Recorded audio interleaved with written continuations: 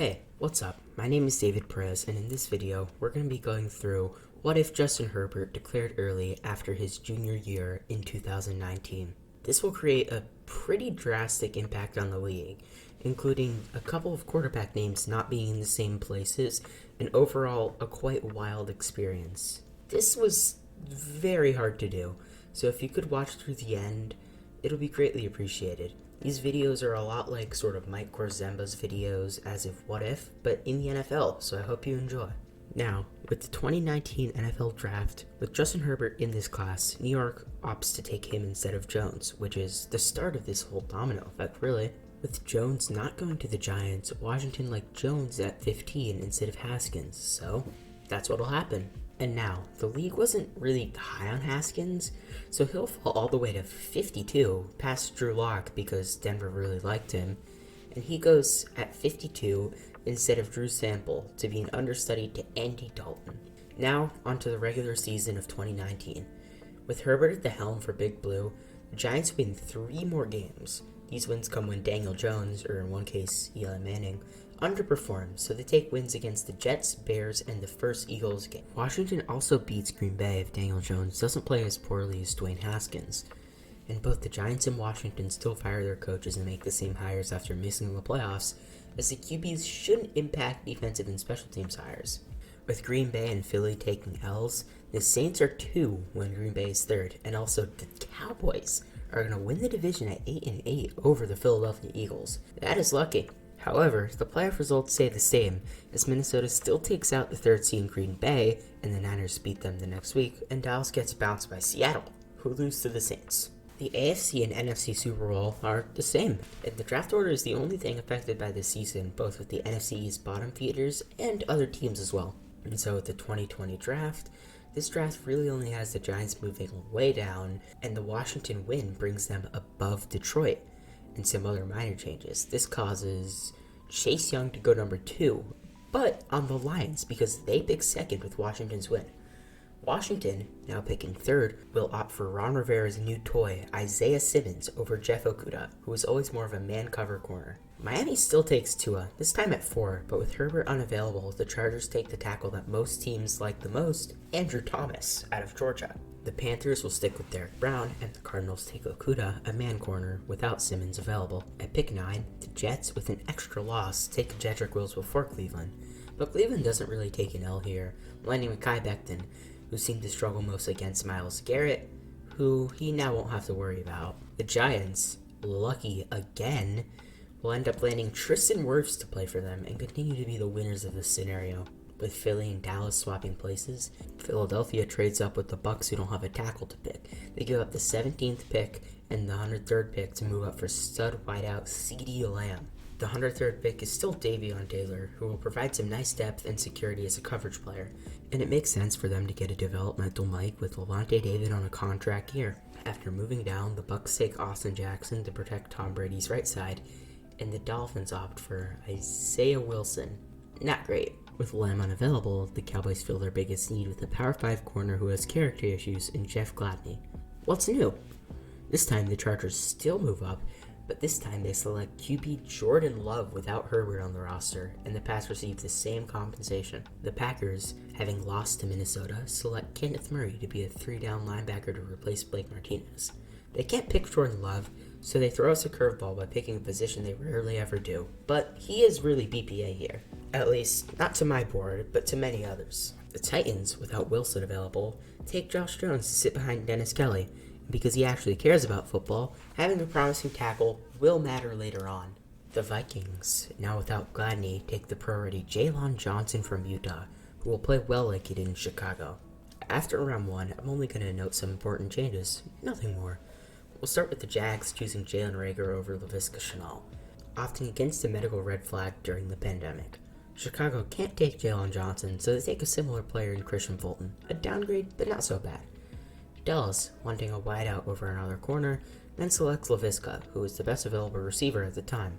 Now the Bengals are picking in place of Green Bay, who wanted Dwayne Haskins because they missed out on Jordan Love. They'll take Ezra Cleveland, the best lineman available. The Titans can't take Fulton, so they take Trevon Diggs, who is worse than Fulton, but still one of the better corners available.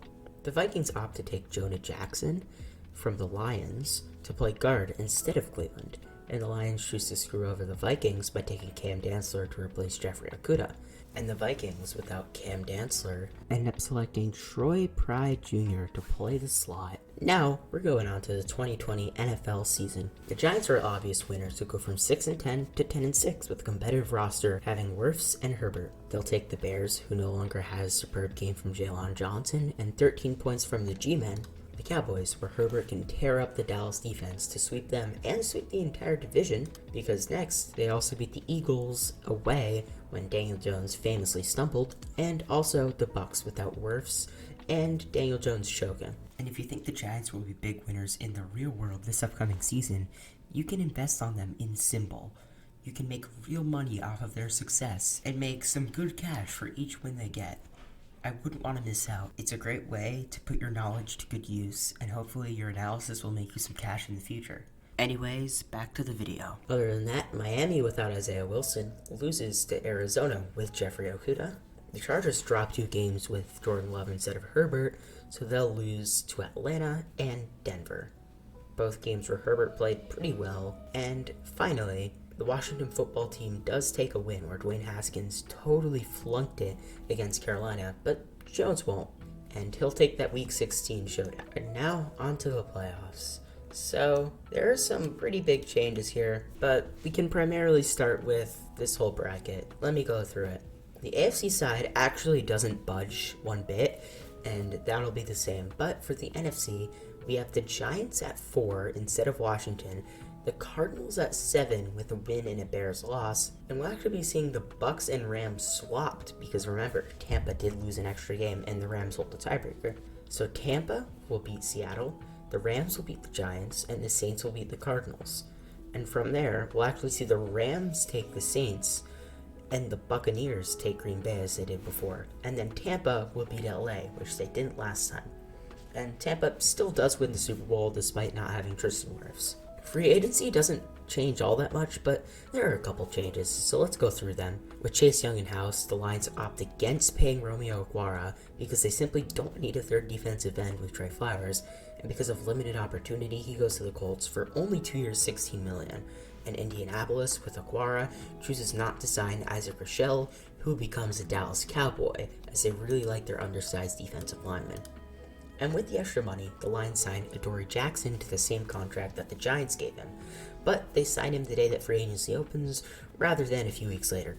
The Giants, without Adoree, choose to give Steven Nelson, who is a free agent as of recording this video, a 2-year, $20 million deal to play opposite James Bradberry. In addition, Washington doesn't really have to pay Ryan Fitzpatrick, as they're pretty comfortable with Taylor Heineke as a backup to Daniel Jones. So, oddly enough, Fitzmagic becomes a Eagle?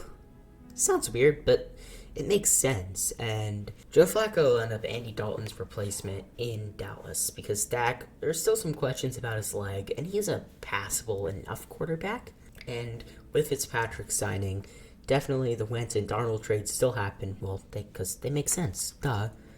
Now, onto the 2021 draft, and this is the last part of this video, because we are in May of 2021. The Jags and Jets will still pick first and second, and we won't see any changes until 3. And the Panthers at number 3, but they'll stick to their roots and trade down with San Fran for Trey Lance. The return won't change, and Carolina just takes Miami's trade here. The Bengals still opts to reunite Chase with Burrow just one pick earlier, even with Kyle Pitts available, and the Dolphins still reunite Waddle with Tua. The Eagles are sitting at 6, but not for long, as the Detroit Lions jump the Chargers for standout tackle Penei Sewell, giving up picks 8 and 72 for 6 and 189. The Chargers casually look at their board without Sewell available, shrug and take Kyle Pitts, a true blue chip prospect to help out Jordan Love. After getting pick 72 and keeping pick 84, Philly chooses to lead the draft with Devonta Smith, but without a future first-round pick.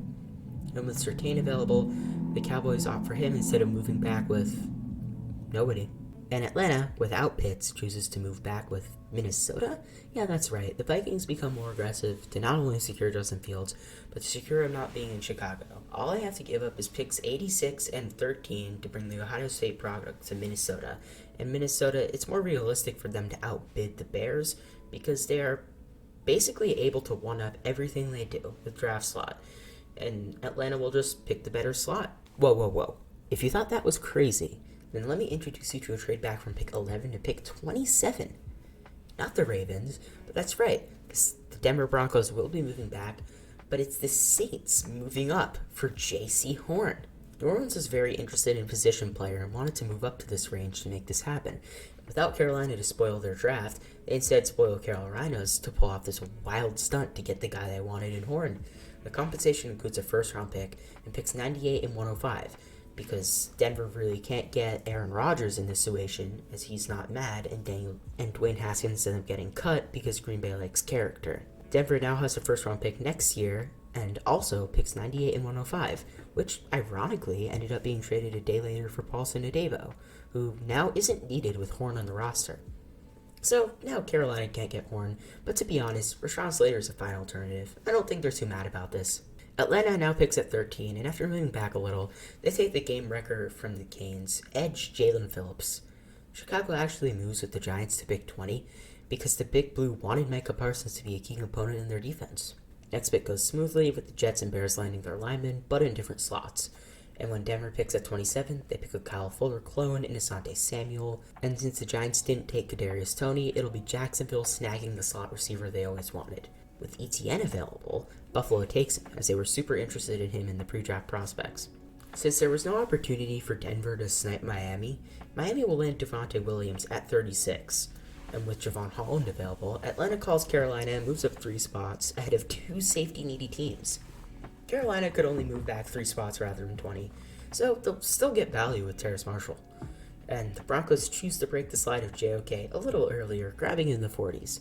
And the Chargers, without Slater, they'll be picking Dylan Radunes to play left tackle. The Raiders still trade up for Tremont Merritt, great trade by the way, and the Bears will go best player available without a quarterback, and they'll take Miami's edge Gregory Rousseau to potentially be a freaky duo with Khalil Mack. Teams continue to take the players that they chose originally until Tennessee. Without Riddens and with Josh Jones, who is a promising tackle, they'll take Pat Freiermuth at 53. They really do need a tight end. And Pittsburgh will, without Freiermuth, finally address his tackle, taking Brady Christensen, as they've expressed interest in running more zone concepts. The only last thing that changes is Cleveland, without Owusu Koramoah, chooses to select the athletic freak Milton Williams, the defensive tackle. And since I won't be doing 3 rounds here, and I'll just be doing 2, I will say Alim McNeil is the pick for Philadelphia instead of Milton Williams. Woo, so that was tiring. I've been working all of May on this video, and the scenario is fully wild. You can sort of envision what the rest of your team's draft is like, but I simply don't have the energy. Until next time, my name is David Perez, and I'll see you later. Goodbye. For more creative, informative, and high-quality sports content, make sure to follow Phenom on TikTok, Instagram, and Twitter, as well as all of the Phenom podcast channels for each sport. The link tree in the episode description includes a direct link to all of the aforementioned platforms, so click on that to access everything. Phenom boasts a team of over 100 youth contributors from around the world, covering every sport on every media platform.